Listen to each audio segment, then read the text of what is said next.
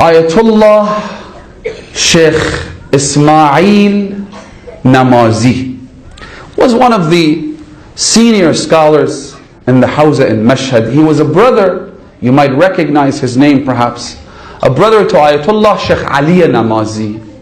Sheikh Aliyah Namazi is the author of a book called Safinatul Bihar, an excellent resource for anyone who can read Arabic, and perhaps there's a Farsi version available, I am not sure.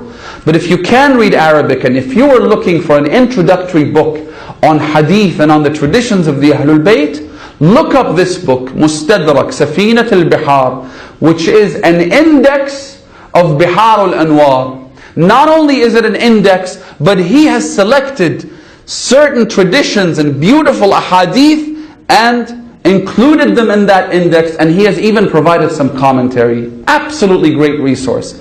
His brother is the one to whom the story takes place. He's the central character of this story. Ayatollah Shaykh Ismail Namazi. Remember this name.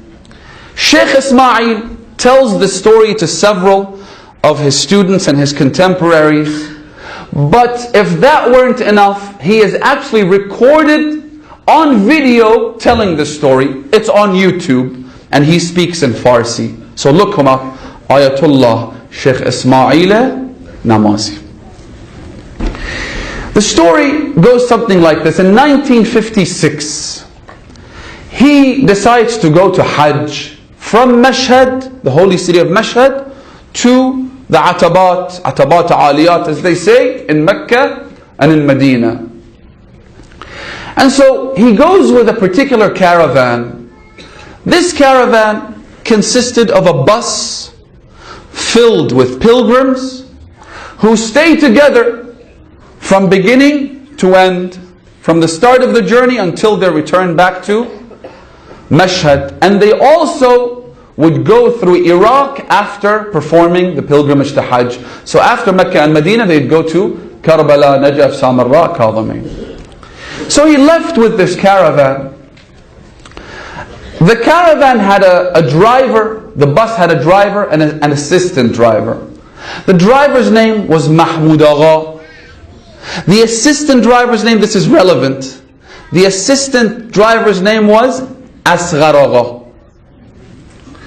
He says that on the onward journey from Mashhad to Hijaz, to Mecca and Medina, Mahmud Agha was the main driver. He says, we performed Hajj, we performed the rituals of the pilgrimage, we went to Medina, now we're getting ready to head towards Iraq. To go to Iraq from Medina, from Mecca, you have to go through a stretch of desert called Ar-Rub' al-Khali, the empty quarter. The empty quarter, you can look it up on Wikipedia. It is the largest contiguous desert stretch in the world. It stretches more than 250,000 miles, 500 miles across, and 200 miles or 250. And it's a massive stretch of land. It has hills, it has valleys. It goes up and it goes down. But the one common denominator throughout this desert is that it's filled with sand.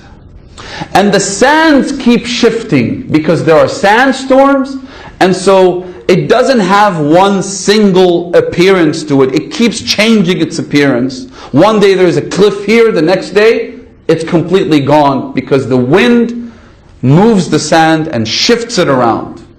He says, on the way back, we got on the bus, and the authorities back then would bring together 100 buses together so they could all travel at the same time. Sending one bus on its own would be too risky. Two buses, a little risky. So instead they would bring and combine 100 buses, and they would be a contingent that traveled through the empty quarter, this massive desert. He says, so we got into our bus. Mahmud Agha, who was the main driver, he drove the bus for a while, then he got tired. Asghar Agha said, let me drive. So he takes command of the vehicle. Because they were one of 100 buses, they happened to be all the way in the back. So Asghar was probably a younger man who got bored, felt that the buses ahead were driving too slowly. He said, you know what? I'm going to overtake these buses. So he started driving faster and faster until he overtook all of the buses, but continued to drive at a very fast speed. Ayatollah Shaykh Isma'il Namazi says, I kept telling him, don't do this, stick together, wait for the other buses, don't go on your own. But he kept saying, no, it's okay, we have enough fuel, we have enough gas, we have water, we have food, there's nothing to be worried about. And we know this is the asphalt road and it takes us all the way to the Iraqi Hijazi border. There's nothing to be worried about. But because of the sandstorms and because of the shifting landscape, the sand covered the asphalt. Now you're in the middle of the biggest contiguous desert in the world and you don't know where the road is. He, Asghar Agha, kept telling them, but that's still okay. We'll manage because I can guess the direction we need to keep going and I'll keep going that way. So they say that they kept going and going and going and going until it was Maghrib time. They have no idea where the main road is. They have no idea which way they're going. They've already traveled a couple of 100 miles and there's no sign of the border. They should have reached the border by this time. Ayatollah Namazi says, I told him, you know what? Stop. It's getting dark out. Let's camp and let's spend the night out here before we run out of fuel and we run out of water. Because the biggest danger is not only that we get lost, but we run out of these things. If the bus stops, what are we going to do in the middle of the desert? There's no one to be found, nothing to be seen. He says, so we stopped the bus, we camped out, we spent the night in fear and anxiety. He says, then early in the morning we got up, we prayed Salat al-Fajr, we got back on the buses, and we started driving again. The more we drove, the more it felt like we were going nowhere.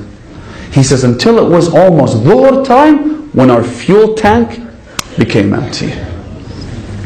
Now here we are. No fuel, no gas, and with dwindling water supplies. The water we had should have lasted us half a day until we get to the border. But our water is almost finished. He says, we got out of the bus. I told everyone, you know what? This is the time we need to do tawassul bi Imam Zaman. There is no other respite. There is no other way out. Let us pray to the Imam. Soon after that, within a couple of hours, the sun and its scorching heat hitting our scalps like nothing else, burning us, the water finished. Allahu Akbar. Ya Imam al-Zaman, Ya Faris al-Hijaz, Ya Hujjat ibn al-Hasan. We began crying, we began weeping until darkness fell. He says, when it was close to Maghrib, I said to them, brothers, I don't want you to lose hope, but it looks like we are hopeless. How are we going to spend the night here? All alone in the middle of the desert, no water, nothing. We had a little bit of food left, but what do you do with food when you don't have water? He said, you know what? I'll tell you this. Let's all dig our own graves so that at least we sleep in those graves and the animals, the scavengers, the beasts don't come and eat our flesh in the night. If we're going to die, let's at least die in our graves and be covered by the shifting sands, then become food for these animals of the desert. So we dug our graves. Now imagine, when you've dug your grave, you've reached the state of desperation. At that point, you are truly hopeless. So when you turn to Imam al-Zaman and call out, Ya Hujjat ibn al-Hasan, when you recite Dua al-Faraj, you do so like a truly grieving, bereaved mother who has lost her child, not someone who thinks of the Imam every once in a while.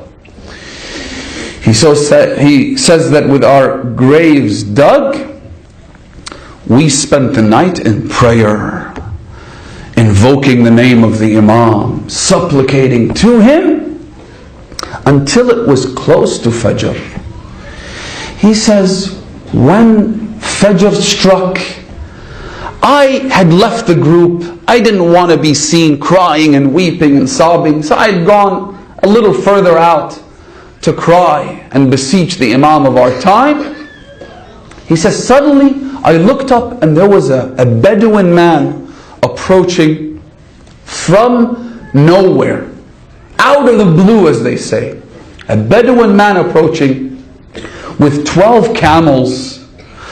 He says, to me this was very strange, but not strange enough to be occupied with the idea that we are in the middle of the desert. There's no civilization to be seen anywhere near. Where is this man coming from? Where is he headed to?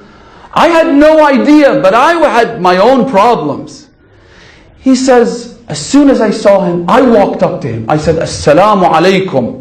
He replied by saying, Wa alaikum assalam wa rahmatullahi wa barakatuh. He then says, I looked at him. He was the most beautiful person I had ever seen. I saw his khal, he said. I saw the whiteness of his face. I saw that beautiful flowing beard of his. And even though he dressed like a Bedouin, he looked nothing like a Bedouin. Those desert-dwelling Bedouins in the empty quarter usually have a very dark complexion. And yet he looks very different. He says, but that wasn't enough to provoke any curiosity. Again, I was occupied with my own problems. He says, because Ayatollah Namazi had spent time in Iraq, he had studied in Najaf, he spoke with an Iraqi accent. And those of you who speak Arabic know that Iraqi accent is distinct from Hijazi accent. Sometimes they have difficulty communicating, difficulty understanding each other. And we have a hadith that the Imam of our time would speak to people in their own dialect, in their own language. We have a hadith where the Imam spoke to a man from Iran with a Mashhadi Persian accent. We have a hadith where the Imam would speak in a Syrian and Lebanese accent to those who were Syrian and Lebanese from Sham. We have a hadith that the Imam spoke in Hebrew. The Imam spoke in different languages depending on who he was talking to. So Ayatollah Namazi says that I told him, إحنا مضيعين, in an Iraqi dialect. We're lost.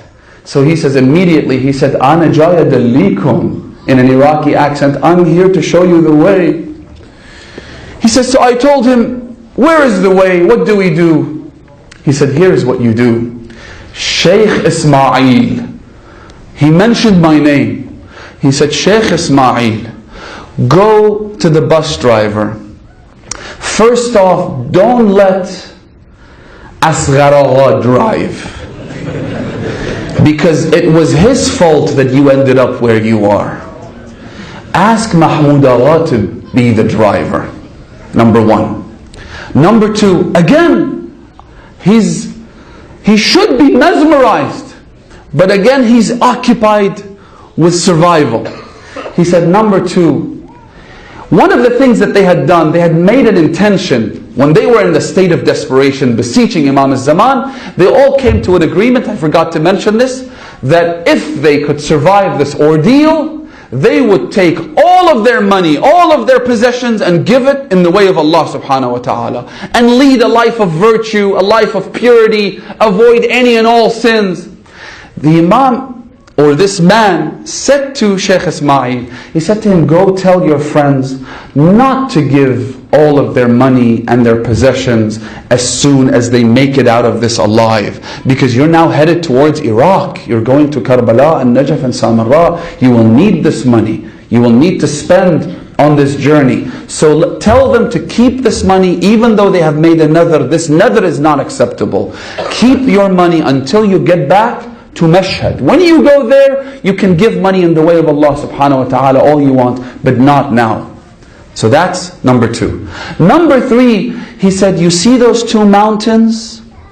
If you go through those 2 mountains and turn left, you will find the border between Hijaz and Iraq. Go there, this is where you intended to go, and wait there. Your caravan with the 99 other buses will arrive tomorrow, and you will in fact get there before they do. He says, so I went back to the group. I told them that this is what this man is telling us. This is the way. This is what you need to do. This is who the driver is. Let's go. He says, but my group told me, having gone through that phase, that period of fear for your life, they said, could you please ask him, because you can speak Arabic, ask him to join us, to come along with us, in case we get lost again. Let him take us to the border. Let's have him come with us to the border, and then he can leave us. He says, I walked up to him. I took a copy of the Quran that I had. I said to him, oh man, I beg you in the name of this Quran that you come along with us. We're too afraid. He said, the man told me, why did you have to swear in the name of the Quran? Chara bi Quran mano qasam dadi. I would have come with you anyway. You didn't have to speak like this. I'll come, it's okay. He says, so he came along with us. He got on the bus. He told Mahmoud Agha, turn on the ignition. He turned it on. We started driving towards those 2 mountains. Remember, the car had no fuel. Remember, the car's engines had failed. He says, I did not think of that.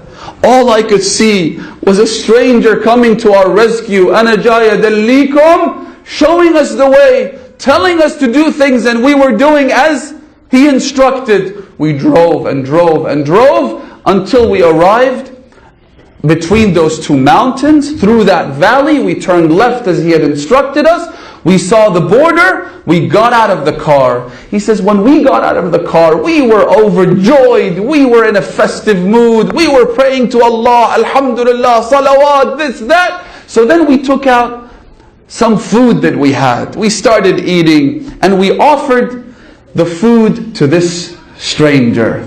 He says, I offered him some food. He refused to eat with the utmost politeness. But he said, I can't have any.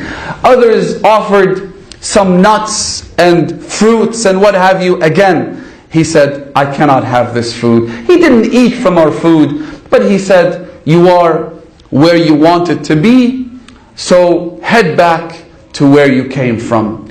He said, so I went up to him. I said to him, could you please stay with us until our buses arrive?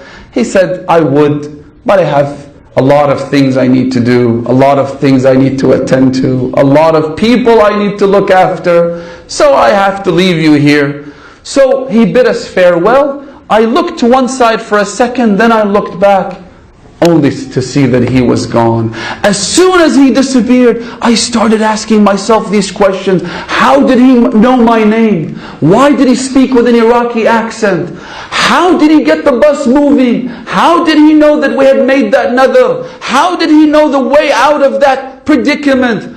Where did he emerge from? Who is this man? I began crying and remembered the Imam of our time, beating my head, saying, how hopeless am I that the Imam would come to me and I don't recognize him? How miserable, how unfortunate am I that I would see the Imam but not be able to connect with him as the Imam of my time. Brothers and sisters, we have to be desperate. We have to recognize that we have no helper, we have no master. ما آقا داریم برادران خواهران. آقای ما امام زمان ماست، حسین زمان ما حجت ابن الحسن عسکریه.